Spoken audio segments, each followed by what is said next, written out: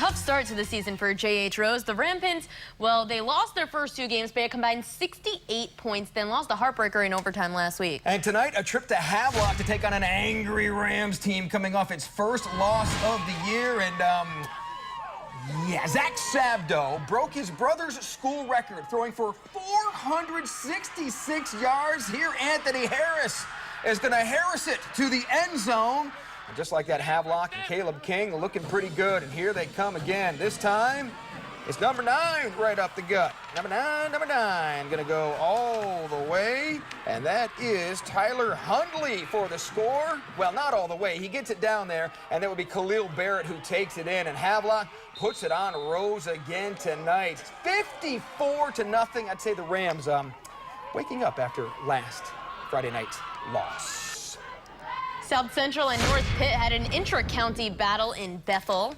Yeah, North Pitt's coach, Garrett Bridgewater and company, looking to maybe get a big win over the bigger school, but they cough it up, and South Central is going to be on top of it. Then here come the Falcons throwing it down the field, and they turned a 7-0 deficit right before the half into a quick 13-7 lead going into the break. And that's South Central's MO this year. Get down early, come back, and they did it again. The Falcons fly to their 3rd win of the year, 40-7. D.H. Connelly averaging 57 points per game this season, and they burned out some more scoreboard light bulbs tonight when they hosted winless East Wake. Nate Connor, the real Nate Connor, looking for Isaiah Gamble to set things up, and Gamble, check out the 44-yard run. Let's double that up. 44-yard run to get it down to the goal line, and then Conley going to the air, and they're going to find the big guy, Matthew Roster. He likes to be called Rockstar. And, man, Keith Spence getting writer's cramp writing down all the stats. Check out Holton Naylor's 23 of 26.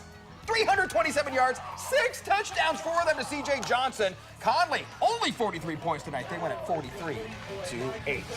One of the oldest rivalries in Pitt County between Grifton and Farmville Central. The neighbors have had some great games through the years. They met in Jaguar territory tonight. Let's go, dude. We're still in it, y'all. Yeah, Farmville fired up, and here we go in the game. This was a close one. Grifton had the early lead, and that defense with a big stop. They stuffed the quarterback. Then Rashadeen Bird sneaks it into the end zone, and Grifton gets their 2nd win of the year. Big one over the rivals, 21-7. Eastern Wayne took its 3-0 record to Snow Hill to take on Green Central. The Rams have won 2 in a row in convincing fashion and trying to do it again. Eastern Wayne's Anthony McNair, though, they have been solid this year. McNair takes it in from 40 yards out to tie things up at 14, but Willie Edwards, that big old back for Green Central, he gets it, the drive going, and then they find Taboris Bynum, who's in the National Honor Society, and that puts Green Central up for good. There's Willie as they get the win by the final of 40-21. Watch out for those Rams. Jones Sr. with another tough matchup. The young Trojans traveled to Kinston. Always good to hear the band at Kinston, I should say. And here come those Vikings. First, the touchdown pass, and then the touchdown run. That was Ty Ramsey rushing in from the 9-yard line, and Jameer would later score for Kinston. Ty Ramsey does it again, and Kinston shuts out Jones 41. Big difference from last year. Nothing. Yes, Kinston off to a very good start.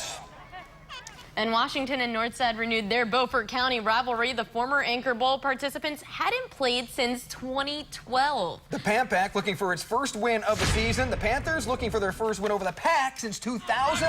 What would give? Matthew Marslander is going to give it off to Rodarius Freeman for the touchdown, and all of a sudden, Northside was up double digits, but here comes Washington. Frederick Holscher to Drew Ferguson for 20 yards, and then Holscher's going to keep it, and Washington comes back to beat Northside 36-32 in dramatic fashion. How about Beargrass, 3-0 on the season, had their toughest test. They hosted Manteo and former Washington head coach Sport Sawyer. And Sports there on the sidelines looking for his team to come up big. But hey, Beargrass putting up a fight. They get the turnover early. But then we're going to have ourselves a sack. The Bears mauled down by the Redskins, and then it would be Manteo taking it in. They hand Beargrass Charter their first ever loss, 44-0. All right, coming up next, we've got more highlights, so stay with us.